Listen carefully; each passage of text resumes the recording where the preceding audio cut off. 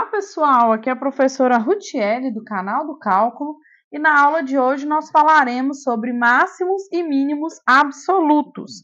Nas aulas anteriores, nós falamos sobre máximos e mínimos locais. E hoje nós vamos ver como que os máximos e mínimos locais aparecem aqui para nós, para nos ajudar a localizar os máximos e mínimos absolutos de funções de duas variáveis. As preliminares aqui para nós, pessoal, são o que é conjunto fechado do R2 e o que são conjuntos limitados do R2. Então, conjunto fechado do R2, ele é um conjunto, né, que faz parte do plano R2 e que ele contém o interior e a fronteira. E aqui eu coloquei alguns exemplos de conjuntos fechados. Ó, esse conjunto aqui é fechado e esse aqui também é um conjunto fechado do R2. Já conjuntos limitados do R2 são aqueles conjuntos que estão contidos em alguma bola aberta do R2, ou seja, ele é um conjunto finito em extensão. Uma observação aqui sobre conjuntos fechados, olha, se ele não contiver a fronteira ou um pedacinho da fronteira, pode ser um pontinho da fronteira, ele não vai ser considerado um conjunto fechado. O conjunto fechado do R2 ele precisa conter o interior e a fronteira do conjunto. Com essas preliminares, nós podemos entender esse teorema, que é o teorema do valor extremo para as funções de duas variáveis. E esse teorema fala o seguinte: se f é uma função contínua em um conjunto fechado e limitado do R2, então f vai assumir um valor máximo absoluto, ou global, né? E também vai assumir um valor mínimo absoluto, que também é chamado de global, em algum ponto do R2, do conjunto D, tá? Então, o que significa esse teorema? Que se a função é contínua em um conjunto fechado e limitado, ela vai assumir máximo e mínimo absoluto nesse conjunto fechado e limitado do R2. Para a gente conseguir determinar quem são esses valores, o máximo e o mínimo absoluto de uma função contínua em um conjunto fechado e limitado do R2, nós vamos primeiro determinar os valores de f nos pontos críticos de f nesse conjunto D. Então, nós vamos fazer o que a gente estava fazendo até os vídeos anteriores aí, achar o ponto crítico e depois nós vamos determinar os valores extremos de f na fronteira. Então, esse dele é um conjunto fechado, então ele tem fronteira, né? E ele é um conjunto limitado. Então, nessa fronteira, nós vamos determinar quem são os máximos e mínimos nessa fronteira. E depois nós vamos comparar os valores dos passos 1 e 2 e vamos ver qual que é o maior deles, que vai ser o valor máximo absoluto, e o menor deles vai ser o mínimo absoluto. Então, esse aqui é o algoritmo que nós vamos usar para encontrar os valores máximo e mínimo absoluto ou global das funções do R2. Vamos ver um exemplo. Primeiro exemplo, determinar os valores máximo e mínimo absolutos da função, deu a função que é de duas variáveis, no retângulo. Esse retângulo aqui, gente, ele é um conjunto fechado e limitado, tá? Então, ó, como f é um polinômio e a função, portanto, é contínua, né? Todo polinômio é função contínua, e D é um conjunto fechado e limitado do R2, pelo teorema anterior, nós podemos garantir que f vai assumir máximo e mínimo no conjunto D. Aqui está o desenho do conjunto D, ó, ele é o retângulo que vai de 0 a 3 e de 0 a 2. Então, ele é esse retângulo aqui, tá? Primeiro passo, encontrar os pontos críticos. Como que eu encontro ponto crítico? Eu vou fazer as derivadas parciais e vou igualar as derivadas parciais a zero, porque aí eu acho os pontos críticos, já que é um polinômio, né? Então, as derivadas parciais da função f em x serão 2x menos 2y, e a derivada em y menos 2x mais 2. Nessa aqui, quando eu igualo a zero, eu vou achar x é igual a y. Nessa daqui, quando eu igualo a zero, eu vou achar x é igual a 1. Então, se x é igual a 1, o y é igual a 1 também, porque da primeira eu acho x é igual a y. Então, eu tenho um único ponto crítico, que é o 1, 1. F de 1, 1 vale 1, que é só colocar 1 para x e 1 para y, eu vou achar que vale 1. Então, eu vou gravar esse valor aqui para comparar com o passo 2. Passo 2, pessoal, tem que olhar os valores extremos na fronteira da região D do R2. Como a região D do R2 é esse retângulo, então eu vou olhar em cada um dos lados desse retângulo. Então, eu vou começar com esse lado L1, que é f de x zero, porque nesse lado L1 aqui, ó, o y vale zero, que eu estou pegando essa borda aqui, ó, do nosso retângulo, esse lado aqui L1. Nesse lado L1, o y vale zero, então eu coloco o x solto, o y zero, e o x varia de 0 até 3. Pessoal, no lado L1 eu tenho que o x é solto e ele varia de 0 a 3 e o y vale zero. Substituindo na função, ó, y vale zero vai dar a função x ao quadrado. A função x ao quadrado é uma parábola. Entre 0 e 3 ela vai ter um mínimo no zero e um máximo quando x for igual a 3, que vai dar 9. Já no lado L2, que é esse lado aqui, ó, eu sei que o x vale 3, que ele é fixo, e o y é solto. Então, eu coloco no lugar da função aqui, no lugar do x, coloco 3 no lugar do x e chego nesse resultado aqui, ó, 9 menos 4y, sabendo que o y varia de 0 a 2.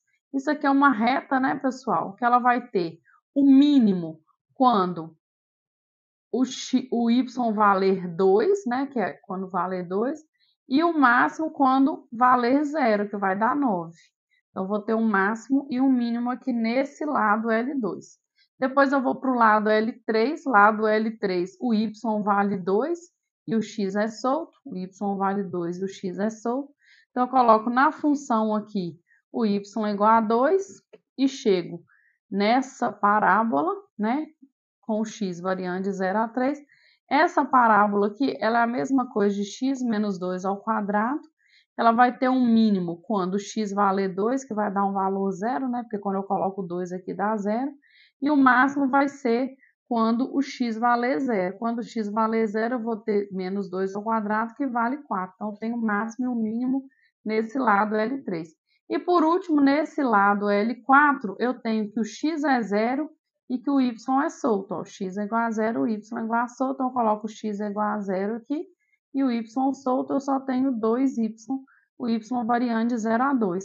Essa função que vai ter o mínimo quando o y for zero, que vai ser zero, e vai ter o máximo nesse intervalo quando o y for 2, que vai valer 4. Então, gente, com base nesse tanto de máximos e mínimos aqui da fronteira, eu vou comparar e ainda vou levar em conta o ponto crítico que está no interior da região L. Repare que o ponto crítico é 1, 1. Ele é um valor que está aqui dentro da região D. Comparando todos esses valores, pessoal, nós vamos ver que na fronteira os valores máximo e mínimo vão ser 9 e 0. Por quê? Porque o maior valor que apareceu aqui de máximo foi esse 9 e o menor foi o 0, ocorrendo aqui e aqui. Tá? Então, eu tenho no item 3 do passo a passo que comparar o que deu de ponto crítico e no interior, os da fronteira. Então, o do interior e os da fronteira. Eu tenho que f de 1 deu 1, por causa que era o ponto crítico. Eu tenho que f de 3, 0 deu 9 e o f de 0, 0 e de 2, 2 deu 0. Comparando esses valores, eu vejo que o maior deles vai ser o máximo absoluto, que vai ocorrer no ponto 3, 0, e esse máximo absoluto vale 9. E mínimo absoluto vai ocorrer em dois lugares, no 0, 0 e no 2, 2, e vai valer 0, que é o valor menor que a função assume. Mais um exemplo aqui para a gente ver. A temperatura T em qualquer ponto xy do plano é dada por essa função aqui, que também é uma função polinomial, né? Qual vai ser a temperatura máxima e a mínima em um disco de raio 1 centrado na origem? Então, primeiro, gente, esse disco de raio 1 centrado na origem, ele é uma região fechada e limitada do R2. Então, vai valer o teorema, né? Visto que a função é uma função polinomial e, portanto, é contínua. Então, eu sei que essa função vai assumir máximo e mínimo absoluto nesse disco de raio 1. Passo 1, encontrar ponto crítico. Eu vou derivar as derivadas parciais, tx e ty, igual as duas a zero, igualando aqui a zero, eu vou achar x igual a meio, igualando essa a zero, eu vou achar y igual a zero. Então, eu tenho o ponto crítico 1/2 e 0. Calculando o valor da função nesse ponto crítico, eu vou obter menos 1/4, que eu coloquei o x igual a 1/2 e o y igual a 0. E obtive o valor menos 1/4. Já na fronteira, eu sei que a fronteira da região D é x² mais y² igual a 1, porque eu tenho o disco, né? A fronteira é o próprio círculo que gera o disco, que o disco é todo mundo, incluindo a fronteira e a parte de dentro. Então, eu tenho que a minha fronteira é o círculo. Então, nesse círculo de raio 1 centrado na origem, eu posso isolar o y, achar que y é mais ou menos raiz de 1 menos x². Então, eu vou aplicar na função t, então vai ficar t, o x é solto, o y vale isso aqui. Eu isolei, né, na fronteira dele, né, na equação que gera a fronteira. Quando eu coloco x e y aqui na nossa função, eu obtenho essa parábola. E lembrando que o x vai variar de menos 1 a 1, né, porque ele é o círculo, né? Então, para essa função aqui existir, eu só posso, o intervalo é de menos 1 a 1 do domínio dela, né?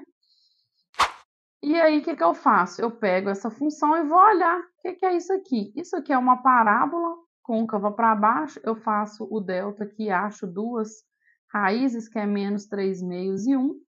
Eu sei que a derivada aqui, t', já que só tem uma variável, t' vai ser menos 4x menos 1, que vai dar x é igual a menos 1/4, que é aqui onde vai ocorrer o máximo local. Então, quando eu aplico a função t na fronteira, eu vou obter o máximo local aqui no ponto menos 1/4, está ocorrendo menos 1/4, que quando eu coloco menos 1/4 aqui na função, eu obtenho 25/8, e o mínimo está ocorrendo aqui, ó, nesse ponto 1, 0.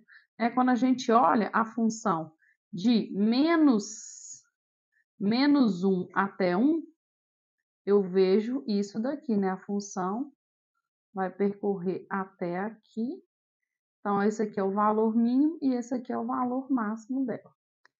E aí, pessoal, a gente tem então que o mínimo vai ocorrer no 1, 0 e o máximo vai ocorrer quando x for menos 1/4, que é aqui, né? O máximo e o mínimo.